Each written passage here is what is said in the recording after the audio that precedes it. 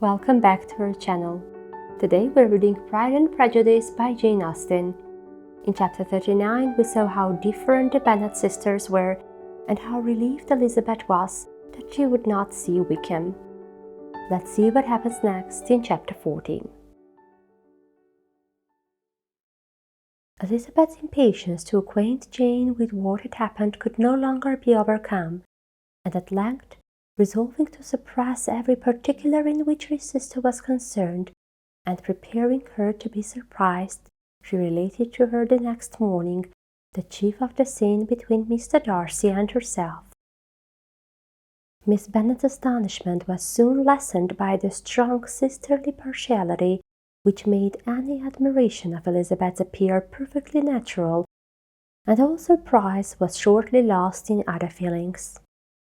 She was sorry that Mr. Darcy should have delivered his sentiments in a manner so little suited to recommend them, but still more was she grieved for the unhappiness which her sister's refusal must have given him.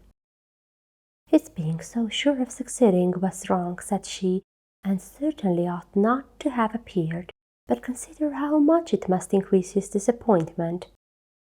Indeed, replied Elizabeth, I am heartily sorry for him, but he has other feelings which will probably soon drive away his regard for me. You do not blame me, however, for refusing him? Blame you?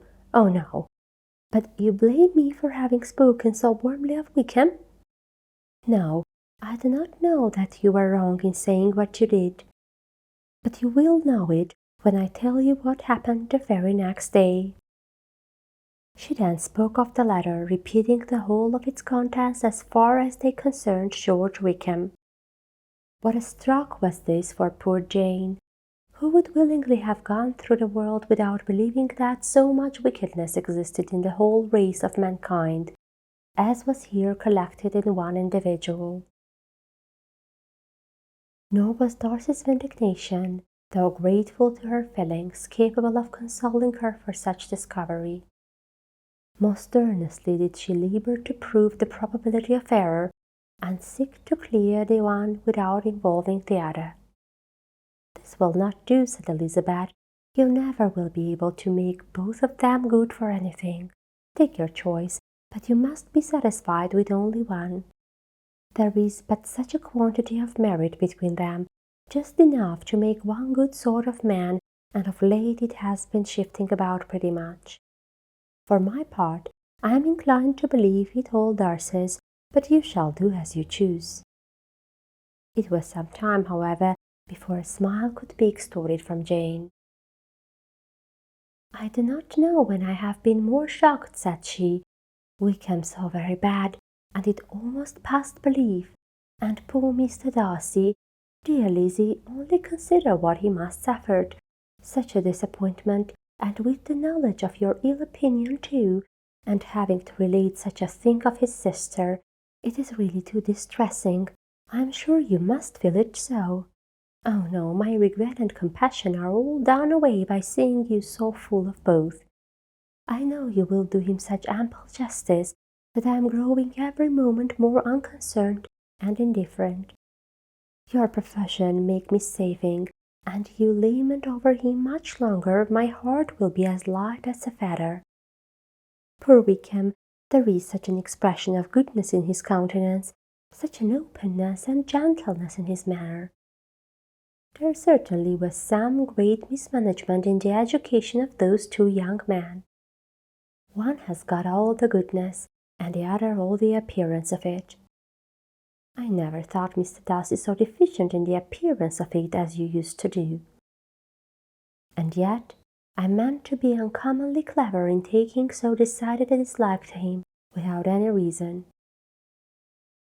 It is such a spur to one's genius, such an opening for wit, to have a dislike of that kind. One may be continually abusive without saying anything just, but one cannot always be laughing at a man without now and then stumbling on something witty. Lizzie, when you first read that letter, I am sure you could not treat the matter as you do now. Indeed, I could not. I was uncomfortable enough, I may say unhappy. and with no one to speak to about what I felt, no Jane to comfort me and say that I had not been so very weak and vain and nonsensical as I knew I had. Oh, how I wanted you! How unfortunate that you should have used such very strong expressions in speaking of Mr. Wickham to Mr. Darcy, for now they do appear wholly undeserved. Certainly, but the misfortune of speaking with bitterness is a most natural consequence of the prejudices I had been encouraging. There is one point on which I want your advice. I want to be told whether I ought or ought not to make our acquaintances in general understand Wickham's character. Miss Bennet paused a little, and then replied, "Surely there can be no occasion for exposing him so dreadfully. What is your opinion?" "That it ought not to be attempted. Mr. Darcy has not authorized me to make his communication public. On the contrary, every particular relative to his sister was meant to be kept as much as possible to myself, and if I endeavour to undeceive people as to the rest of his conduct, who will believe me? The general prejudice against Mr. Darcy is so violent that it would be the death of half the good people in Meryton to attempt to place him in an amiable light. I am not equal to it. Wickham will soon be gone, and therefore it will not signify to anyone here what he really is. Some time hence it will be all found out, and then we may laugh at their stupidity in not knowing it before. At present I will say nothing about it. You are quite right. To have his errors made public might ruin him forever. He is now perhaps sorry for what he has done, and anxious to re-establish a character. We must not make him desperate." The tumult of Elizabeth's mind was allayed by this conversation. She had got rid of the two of the secrets which had waited on her for a fortnight, and was certain of a willing listener in Jane whenever she might wish to talk again of either. But there was still something lurking behind, of which prudence forbade the disclosure.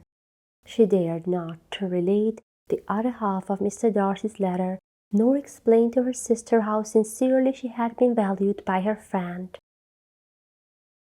Here was knowledge in which no one could partake, and she was sensible that nothing less than a perfect understanding between the parties could justify her in throwing off this last encumbrance of mystery. "And then," said she, "if that very improbable event should ever take place, I shall merely be able to tell what Bingley may tell in a much more agreeable manner himself. The liberty of communication cannot be mine till it has lost all its value." She was now, on being settled at home, at leisure to observe the real state of her sister's spirits. Jane was not happy. She still cherished a very tender affection for Bingley.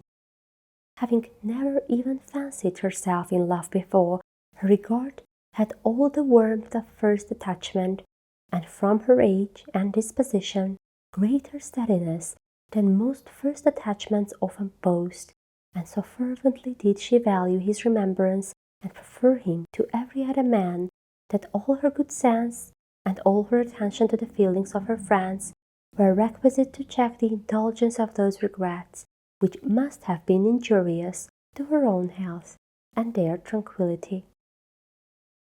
"Well, Lizzie," said Mrs. Bennet one day, "what is your opinion now of this sad business of Jane's? For my part, I am determined never to speak of it again to anybody. I told my sister Phillips so the other day, but I cannot find out that Jane saw anything of him in London. Well, he is a very undeserving young man, and I do not suppose there is the least chance in the world of her ever getting him now. There is no talk of his coming to Netherfield again in the summer, and I have inquired of everybody too who is likely to know. I do believe he will ever live at Netherfield any more. Oh, well, it is just as he chooses. Nobody wants him to come, though I shall always say he used my daughter extremely ill, and if I was her, I would not have put up with it. Well, my comfort is I'm sure Jane will die of a broken heart, and then he will be sorry for what he has done." But as Elizabeth could not receive comfort from any such expectation, she made no answer. "Well, Lizzie," continued her mother soon afterwards, "and so the Collinses live very comfortable, do they? Well, well, I only hope it will last. And what sort of table do they keep? Charlotte is an excellent manager, I dare say.